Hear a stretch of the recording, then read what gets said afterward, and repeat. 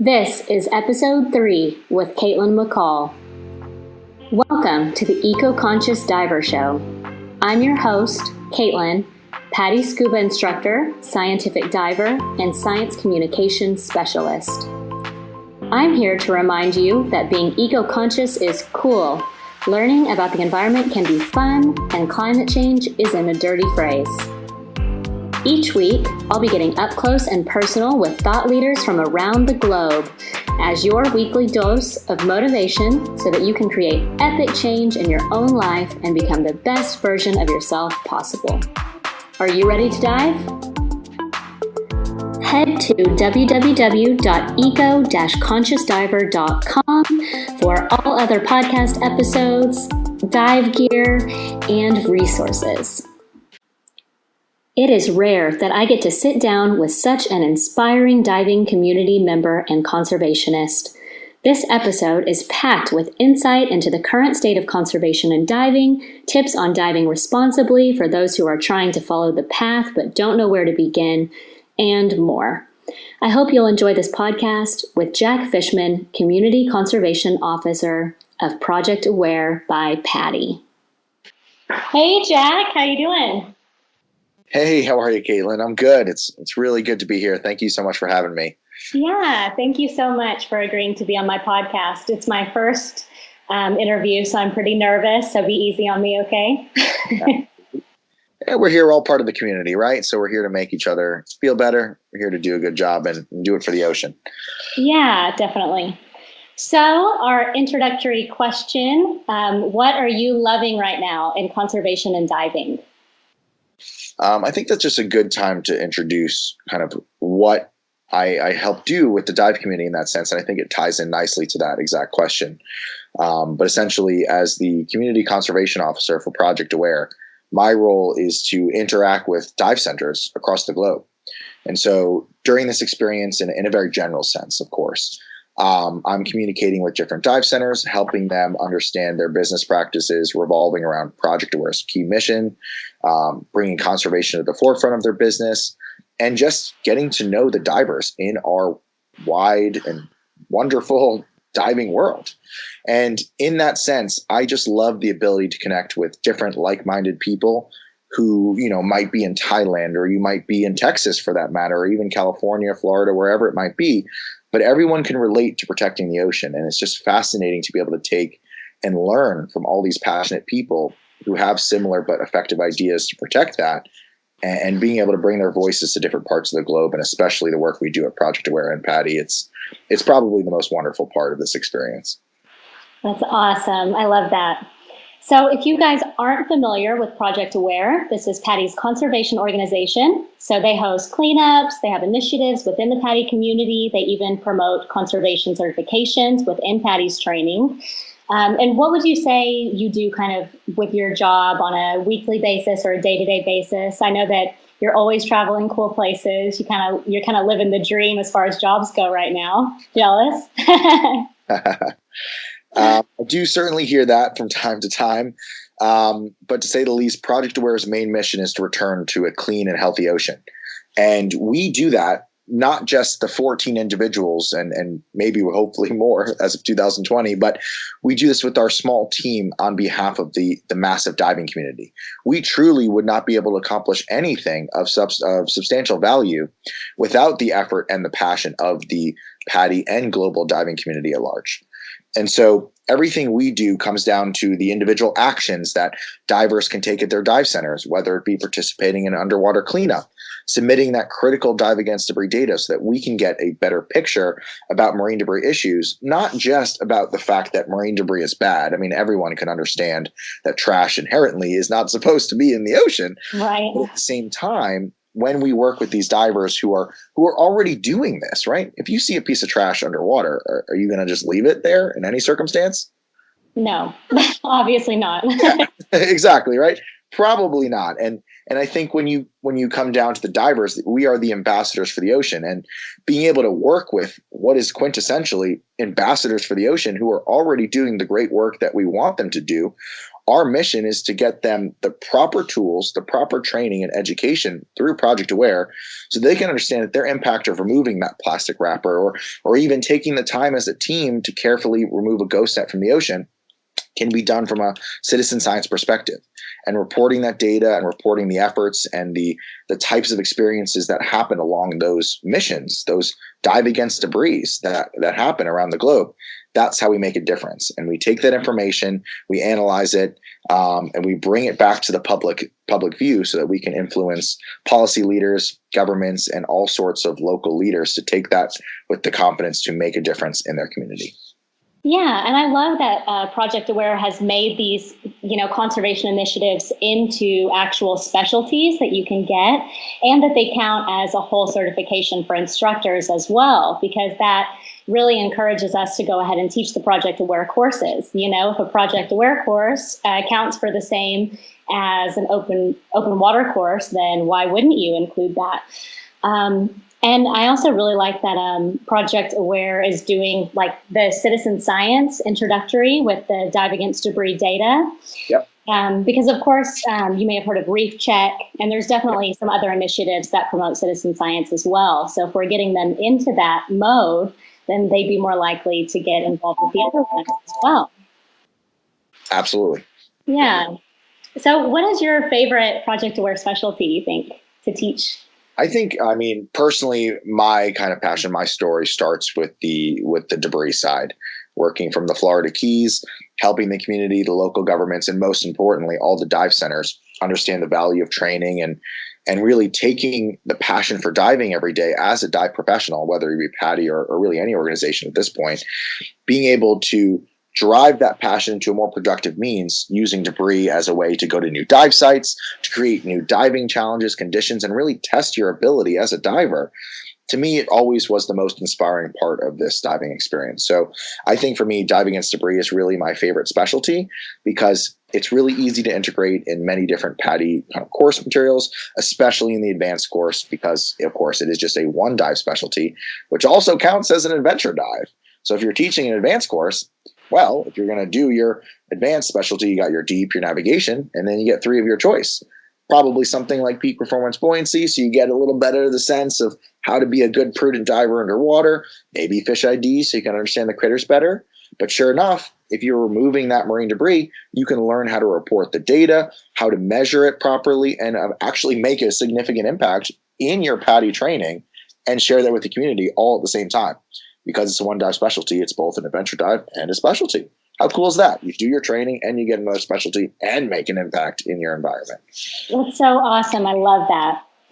And something interesting that I've kind of noticed is that some dive professionals, even though they work and play in the water, are kind of uninterested in championing the cause with ocean conservation and things. I am sort of starting to see that die out, but I definitely am on dive boats where I just feel like nobody has really been taught about things like that. Mm-hmm. So I think it's bringing it to the forefront that we're having these kind of initiatives. So that being said, Project Aware is global. Mm-hmm. Do you think that there are certain areas of the world that are more open to the cause or maybe have seen more of an impact from debris and things like that? So they're more down to help? I completely know what you mean in that sense. And from my experience, and this is coming from my personal experience now, in the sense that I've been able to travel to certain areas of the globe, like Asia, for example. And we all know Asia does have some marine debris issues that they face just like anywhere else in the world. But what I find is that with the resources that they have available and just the sheer passion of the locals that you find there and the dive leaders who choose to live in places like Thailand, Indonesia, Philippines. These are places that are just absolutely some of the most beautiful places on the globe. And so when you think about things like marine debris, this is something that's front and center for people who live and experience those places. And I find that there are more initiatives, there are more incentives, there are more experiences happening every day in these areas where you can get involved with the beach cleanup. In fact, one of my favorite examples here is I was in the Gili Islands, specifically Gili Trarangin. And on this island, I believe it was Scallywag Divers outside the front of their dive center, which of course is also a bar, as it would be in any good dive community. They were offering a free beer for a bucket of cigarette butts that you picked up off the beach. Oh my God, that's awesome. How cool is that? I love that. So during your dive interval, of course, hopefully after the dive day when you're enjoying a nice beer, as any good diver would, you can go spend your time relaxing on the beach and just walking around and picking up a little bit of debris here and there. And of course, they do a very good job of keeping those areas clean, but nonetheless, this happens. It's normal. And when you picked it up, you're rewarded with a tasty beverage. I think just little experiences like that, where that is more commonplace in their both in their community and just kind of the atmosphere and their culture.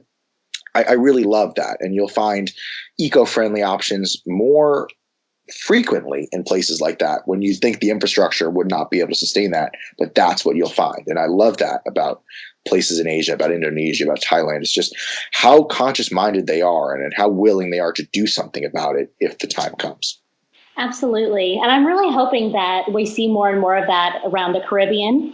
I do live in Florida, so I'm always thinking about how the Caribbean is impacted. And I've heard that the debris is getting worse and worse.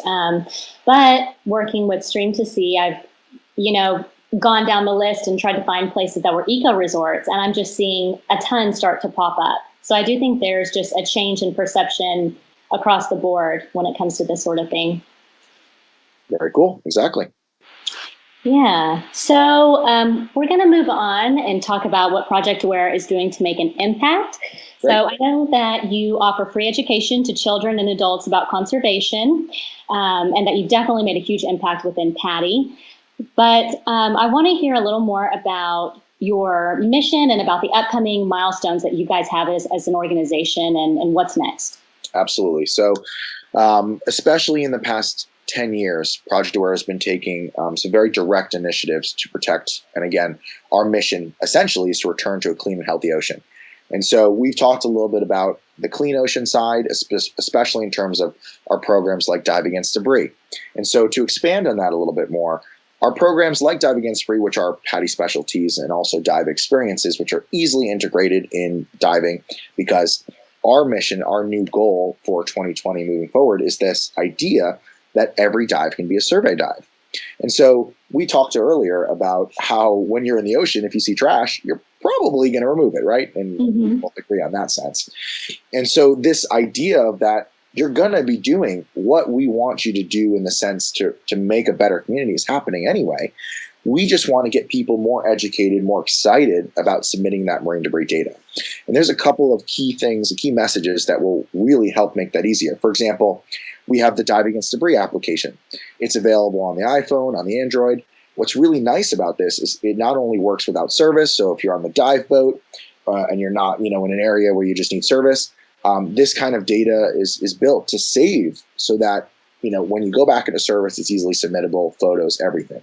But the reason the app is so important is that it can be used similar to a dive log, which many people are already doing anyway. So you might as well use the app in that sense and submit the marine debris data on the side. What a lot of people don't realize is that we also document entangled animals, for example. And so we also have one of the world's largest entangled animals reporting database by citizen divers, citizen scientists. Oh, I didn't know that. Yeah, because obviously if we're diving, we're reporting marine debris data to the world's largest underwater marine debris database, which you think would be important considering marine debris is often underwater. Right. And since we're reporting data off the seafloor specifically, that does include entangled animals in many circumstances, from crustaceans and crab pots to sharks entangled in fishing nets. And we are able to report them, whether they have survived, released, or died, which is the truth of the matter. And that information is just as important to share with local governances. But going back to the main point, if we're trying to make this campaign of every dive can be a survey dive, whether it's the hashtag or just the idea that if you're going into the water, you can pull open the app, submit this data, and make a difference on your dives. What I think a lot of people would also be interested to know is that you can submit a data survey even if the site is free of debris, right? Because you've done a prudent thing by telling us if a site is clean, which is almost just as important, if not more important, than telling us if a site has marine debris. And that mainly is because if you're a dive center, if you're an individual looking to make that impact, being able to map out in your local area where the clean areas are, where the work has been most successful, is critical to not wasting your time, to making sure the impact is long lasting and monitoring that over time. And some examples I give to my community members when I travel is, Florida is a perfect example. You guys have some big events, right? Maybe Gasparilla. Yeah. Yeah, right? Lots of people pick up the beads. Right. There's like a whole dive troupe that goes into the canal and picks up all the beads after the event. Right. So something like Gasparilla, which is a big party on land, there's a attributing factor to the fact that there might be a lot more plastic in the ocean because it does take place on the shoreline, right? Very close to the water. Right. Yeah. I've never been. Yeah, well, me neither. I've heard a lot about it from a degree perspective. Yeah, it's kind of like Mardi Gras for you guys at home who haven't heard of it. Right. With pirates. Whether it be celebrating 4th of July, a Gulf Coast Mardi Gras, whatever it might be, if we understand that an area is clean before that event, but after, it's very easy to tie in the significance of an event, of how the marine debris gets there. Mm-hmm. And so having this baseline of where there's no debris is so important. So if a storm rolls through, or if just any unknown event happens, we can tie it to that specific opportunity and help the local government know where the issues and areas of key importance are. And so making your dive a survey dive every time is such an easy way to make a difference, because you may think that one survey isn't quite making that impact, but having that information over time really, really adds up, especially if and when something happens where action needs to be taken. So from the debris side, that's really our main mission. One more piece of that is the Adopt a Dive Site program, which is where individual instructors and dive centers can just simply adopt a local water source that's near them, whether it be a lake, a quarry, a beach, or even the ocean and coral reef itself. The commitment to submitting that data once a month is the kind of consistency we're looking for to get a baseline of these areas. And our Adopt a Site members, who are very, very passionate people and found all throughout the globe, are the ones who are heavily making this impact. And we monitor them specifically over the course of the year and submit impact reports after that. Wow, that's awesome. And so going back to like the events, I just kind of had a question.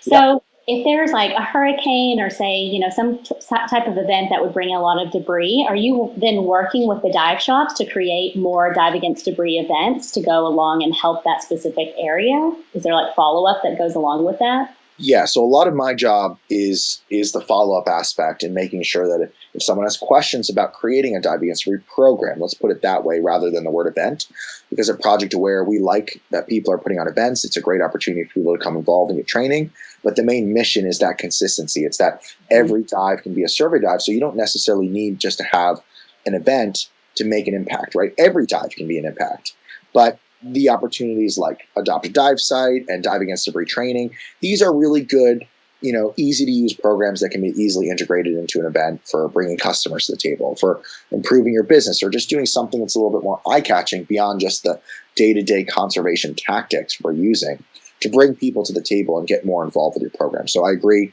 that from the event standpoint, from creating that, there's a lot of value in offering something like Dive Against Debris. And my role especially is to help answer those questions and make sure dive centers and mostly instructors feel confident to be able to lead them in the water and teach that as well. Yeah, and I think it's definitely a good selling point even for dive centers. I mean, obviously we know it's good for the environment, but just from a business standpoint, I feel like, someone who has dove for a long time, such as you or I, just going on a regular dive to the same place over and over doesn't appeal to me as much now. Whereas if I went to an event or a Dive Against Debris or something like that, I'd be a little more excited probably to go diving, put that on my calendar, make sure I'm there, And that is something I certainly can relate to. And just to kind of come full circle, I got started in a lot of ways with this conservation and the Project Aware programs back when I was an instructor in the Florida Keys. And a lot of that experience was because I was consistently diving the same reefs, maybe multiple times a week, if not multiple times a day.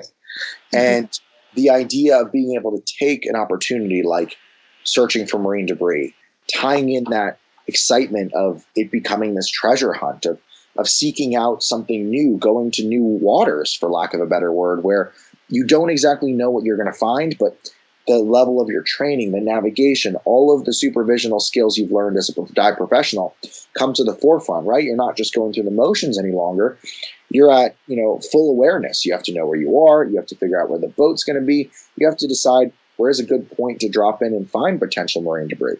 Mm-hmm. And so to give you another clear example of that, when I was in the Florida Keys and we were living and leading some of these experiences, we would go to about the edge of the National Marine Sanctuary in the Florida Keys, right? And the actual, well, not quite physical, but boundary where the fishing is allowed and where the divers are allowed to go in. And so this is an area between protected and technically semi-less protected, where fishing is allowed, to be clear.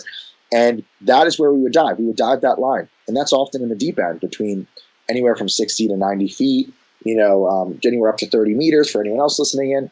But that experience was new. We weren't planning dives there for recreational purposes. We were planning dives there to seek where the marine debris might be found. And oftentimes, based on our hunches or just patterns of following the fishing, is where we would find that.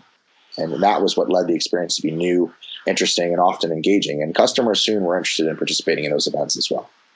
That's so cool. Do you feel like your experience, he worked at Rainbow Reef Dive Center. I don't know if we plugged that. That's also where I did my IDC, so I have definitely love for those guys. But do you feel like your experiences there actually pushed you into having this role as a conservation officer? I mean, I certainly do attribute a lot of the passion and success from having the experience working at a dive center where we were taking boats out and having the opportunity to take varied levels of experienced customers out to the reefs every day. This gave us the flexibility to take a boat out to areas that were previously unknown.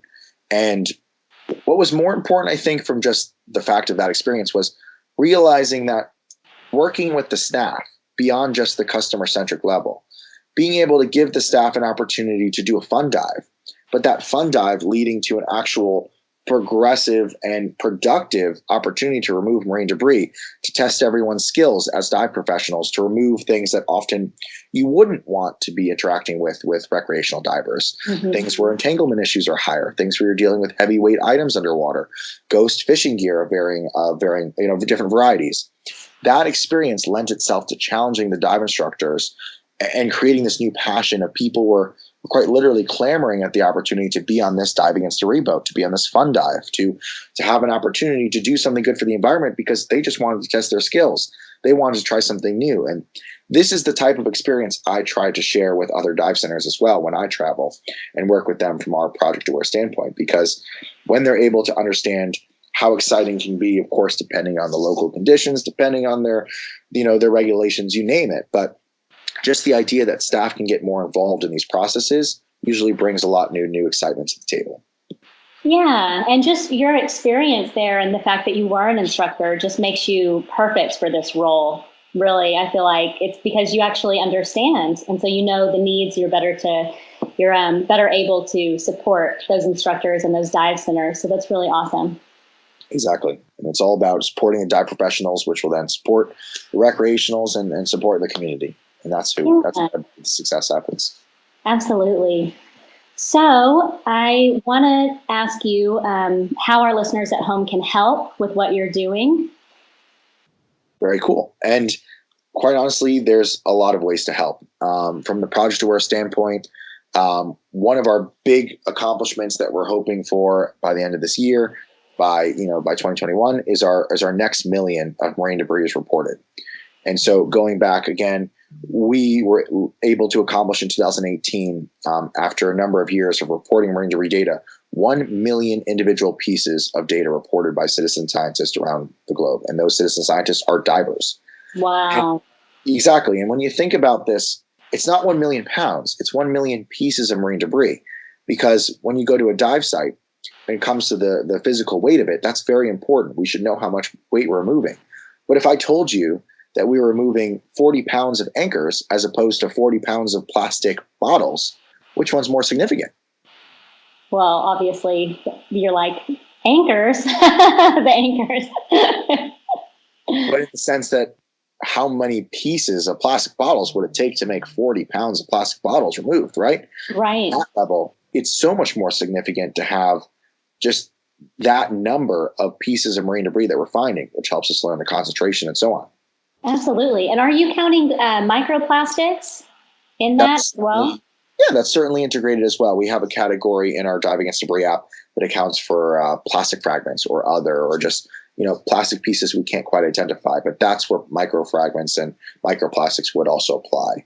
And underwater on the seafloor, it's a little bit different than finding surface level plastic. And so it is very possible to find small pieces. And don't get me wrong, you certainly will. But most of the debris and the most heavily percentage that we report is plastics. But in that plastic category, it's going to be fishing gear. About 14% of the majority of plastics of marine debris pieces we removed thus far have been related to fishing gear in some variety. And that makes you wonder, what would be the best way to regulate that? I mean, make fishing fishermen like put their name on their nets, and if they lose it, it's a heavy fine, or I don't know. Well, there's different aspects, different approaches in every community, and I will certainly say that, and I'll leave it up to the dive professionals in their communities to decide how they want to approach that. But in my personal experience in Florida, for example, especially after the hurricane, we found that being able to work with the fishermen to identify what types of traps they're using, what types of gear. And this is a circumstance where everyone's livelihood is being questioned, right? A hurricane disrupts the fishing populations. It certainly disrupts the diving conditions. And because so much ghost gear was discarded, not in any fault to the fishermen, they were within regulation doing their practices, but the hurricane is the thing that messed it all up.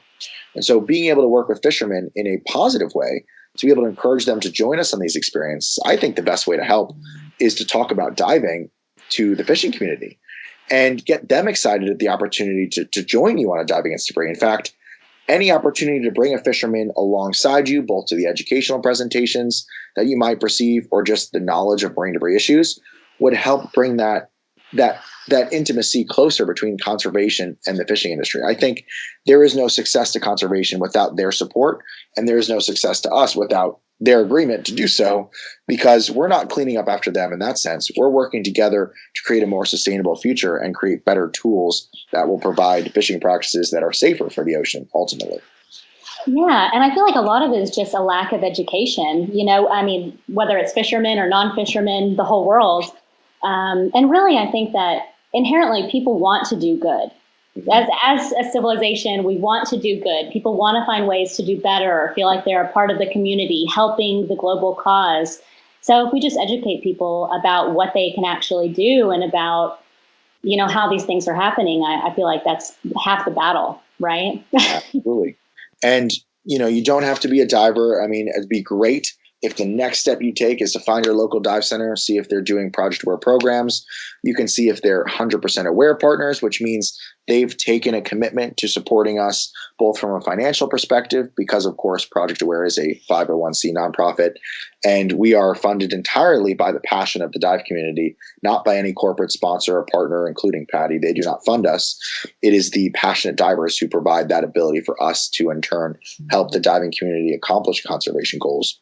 So by doing fundraisers at your school, if you're a younger listener here, you can learn more about the work that we do protecting sharks at all the big conventions, at UN conferences, at CITES, and the work that we're doing behind the scenes for the policy objectives to protect those animals from the divers themselves who are actually going out there removing that debris, helping us report the data and accomplish our next million pieces of marine debris. And just to show quick levels of passion, here we are, at the beginning of 2020, and we're well past 1.5 million pieces of debris. We're actually near 1.65, closer to 1.7 even pieces of marine debris recovered, right? And what's amazing about that is just a clear example of how the passion for conservation has accelerated over the years. Because we started measuring this in 2011 and accomplished our goal of 1 million in 2018, that's a significant amount of time. But here we are from 2018 to just the beginning of 2020, and we're more than halfway to our next goal of 1 million. That is an amazing example of how the tides have turned us, how conservation's become a closer part of diving, about how our passionate supporters can make a difference, and how you can help raise awareness at your schools, in your community, giving a Project Aware presentation, which is a non-diving opportunity to support, helping donate by raising money through different projects, contacting me so we can share our passion together. All of these opportunities are ways you can get involved. And of course, if you see debris on the beach or anywhere, just have that second thought where you're like, wow, that's not supposed to be there. Let me put it in the place where it's supposed to go, in the receptacle, recycle, whatever it might be, to do your part. And that's all we can ask. Yeah, and just being that role model. Specifically, one of my friends in Key West would always, no matter what we were doing, if we were walking down Duval Street, she would always pick up every piece of trash that she saw. And before you knew it, our whole friend group was doing that. And people would make comments, as we're walking down the street, and it just caught on. And she was the first person who really started doing that. And I just always remember her when I'm walking down the street. If I see a bag blowing or something, I just pick it up, put it in the trash, and you have to think that other people around you see you. So that's something really, really simple you can do in your everyday life, every day. Exactly. Just be a role model and just think about, your environment. Just have that awareness, if you will, of where you are and what you can do to do your part, and you will make a difference. I love it. That's like the best quote from this whole podcast. If I may, my favorite version of that is just simply, if you think that your individual action isn't leading up to anything significant, well, to put it in a better word, every small ripple will make big waves of change. There you go. Love it.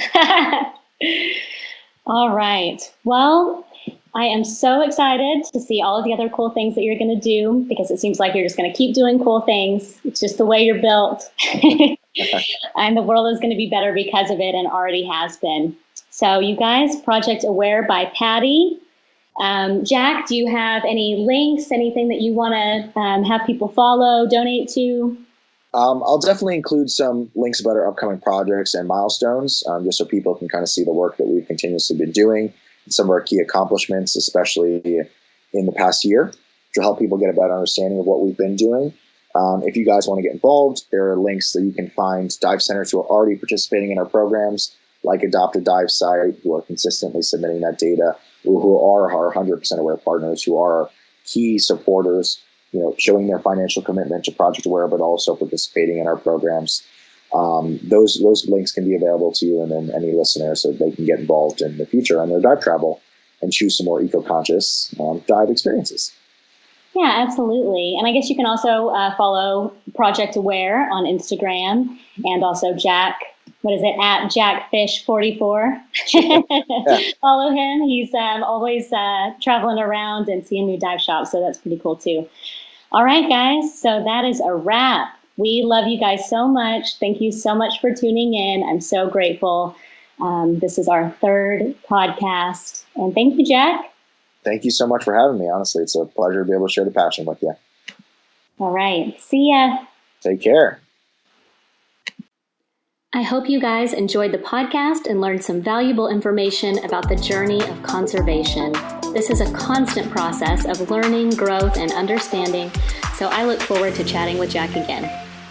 Please leave a review if you can, and go to www.eco-consciousdiver.com to check out other podcast episodes, blogs, eco-conscious dive gear, and all the other resources that we've got going on there. See you next week.